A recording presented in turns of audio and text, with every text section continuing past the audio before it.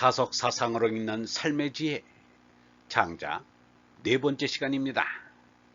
오늘은 장자와 다속 유형모, 장자와 다속 유형모라는 제목으로 말씀드리겠습니다.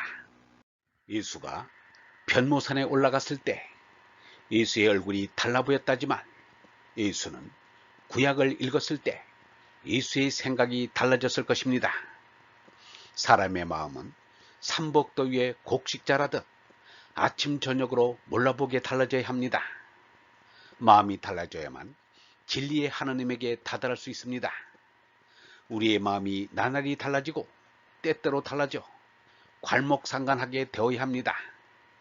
세상에서 말하는 변덕스러운 인심조석변이란 삼덕의 수성이 그대로인 것을 말하는 것이지 마음이 달라지는 것이 아닙니다.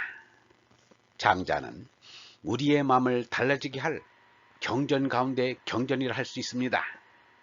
지금 사람은 나라로나 세계로나 마음이 바뀌고 생각이 달라지지 않으면 살아남기 어려운 처지에 이르렀습니다. 그래서 뜻있는 사람은 의식개혁을 부르짖습니다. 그런데 장자를 연구한 사람들의 말이 하나같이 장자는 어렵다는 것입니다. 과연 장자는 문장은 난삽하고 사상은 심오하여 알기 어려운 것이 사실입니다.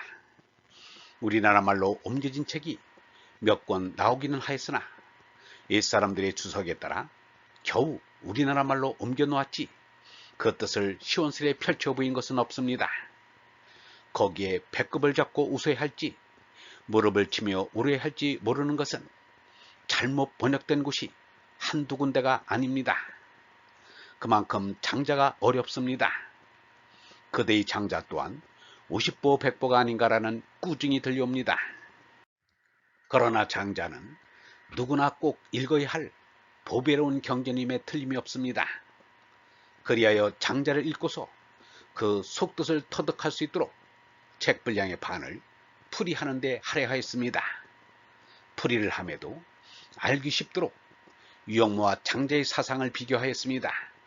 거기에 옛날의 참사람인 예수 석가 공자 그리고 오늘의 참사람인 간디 타고로 토스토이를 참여시켰습니다. 기이하게도 아니 당연하게도 그 생각이 온전히 일치하였습니다. 이러한 정신적인 대축제가 없을 것입니다. 더욱이 장자와 유형모는 생각의 표현까지 일치하였습니다. 그리하여 장자가 유형모인지 유형모가 장자인지 가려보기 어려웠습니다. 개체는 달라도 그 생각은 하느님이 일으킨 것을 이로써 알 수 있습니다. 유형모는 말하기를 유교, 불교, 기독교를 서로 비추어 보아야 서로가 뭔가 좀 알 수 있게 된다 라고 하였습니다. 이 말은 21세기에 종교가 나갈 방향이기도 합니다.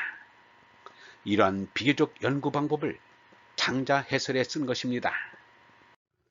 다속 유형모는 국영각을 이룬 역사적이고 토착적인 사상가이나 세상에 널리 알려지지 못하였습니다. 그 까닭은 그의 말에서 알 수 있습니다. 세상에 나타나려고 하지 말고 숨으려고 하라. 숨으면 숨을수록 더 기쁨이 충만하게 된다. 그것은 더 높이 올라갈 수 있기 때문이다. 유형모는 육당 칠함선, 춘원 이광수, 위당 정인보, 호암 문인평들과 교유한 비슷한 나이의 문으로서 그때 이 나라에 삼천제, 오천제라는 말을 들었습니다. 유형모는 동경대학에 입학하고자 동경물리학교를 다니다가 인생의 의미를 깨달은 바 있어 포기하고 돌아왔습니다.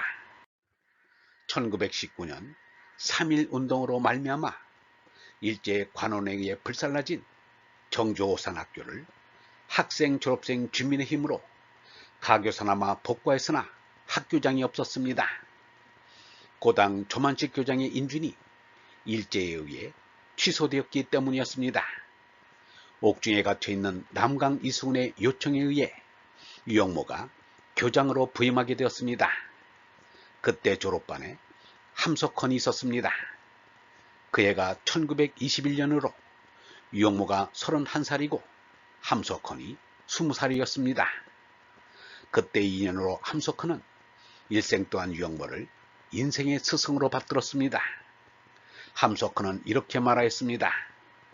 선생은 언제나 자기를 꼭 지키고 있는 분이라는 것이 몸매나 말씨에나 걸음걸이에나 늘 나타나 있었습니다. 빈틈이 없습니다. 한순간도 방심함이 없었습니다. 함석헌은 생전에 다석을 그리며 내가 다석을 만나지 못했다면 오늘의 내가 되지 못했을 것이라고 말했습니다. 유달령은 1929년 양정고보 담임선생인 김교신의 집에서 열린 학예성서 연구회에 참석하여 유영모를 처음 만났습니다. 유영모는 39세이고 유달령은 18세였습니다.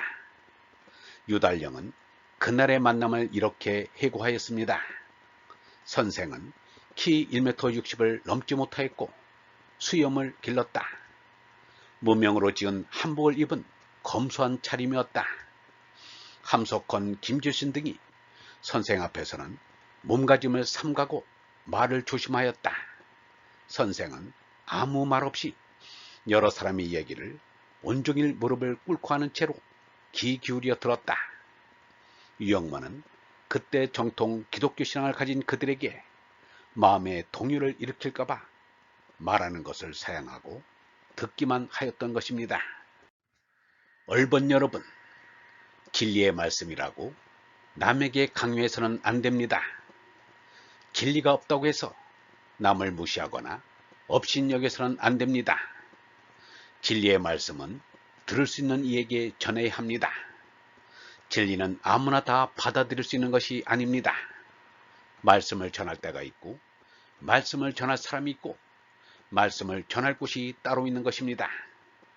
진리의 말씀이라고 모두에게 전할 수 있는 것이라면 얼마나 좋겠습니까? 때로는 무지한 사람들에 의해 진리의 말씀이 짓밟힐 수 있습니다.